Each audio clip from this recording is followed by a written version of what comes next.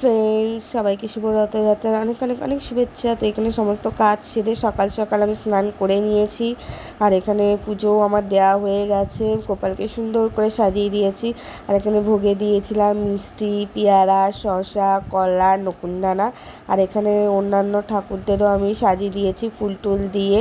আর এখানে ছিল জগন্নাথ দেব ছিলেন, গণেশ ছিলেন, লক্ষ্মীনারায়ণ, নৈহাটির বড়মা, শিব, সবাইকে আমি সাজিয়ে দিয়েছি ফুল দিয়ে। তো পুজো সেরে আমি ঝটপট রেডি হয়ে বরের সাথে বেরিয়ে পড়লাম রথ টানতে।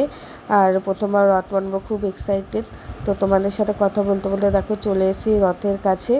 আর এটা হচ্ছে লালজি মহারাজের রথ, এটাও এখন আমরা টানবো। তো এখনও সেরকম রেডি হয়নি, প্রস্তুতি চলছে, কিছুক্ষণের মধ্যেই শুরু হয়ে যাবে। তো এইবার শুরু হয়ে গেছে রথ টানা, আর এখানে চেয়ারম্যান গঙ্গা জল ছেটাচ্ছেন। তো তো এইবার সকলের সাথে আমি একটু রথটা টেনে নেব, টেনে পুণ্য অর্জন করব আর কি, তোমরা যেটা বলতে পারো। তো রথ টান শুরু হয়ে গেছে, ধীরে ধীরে জগন্নাথ দেব যাচ্ছেন তার মাসির বাড়ির দিকে। যদিও আমাদের এখানে 101টা মন্দিরের এখানেই এই রথটা থাকে। কিছু দূর টানার পরে প্রচণ্ড ভিড়ে আমি আর রথটা টানতে পারছিলাম না, তাই আমি একটু সাইডে এসে দাঁড়ালাম। আর এখানে দেখো ধীরে ধীরে রথটা এগিয়ে যাচ্ছে।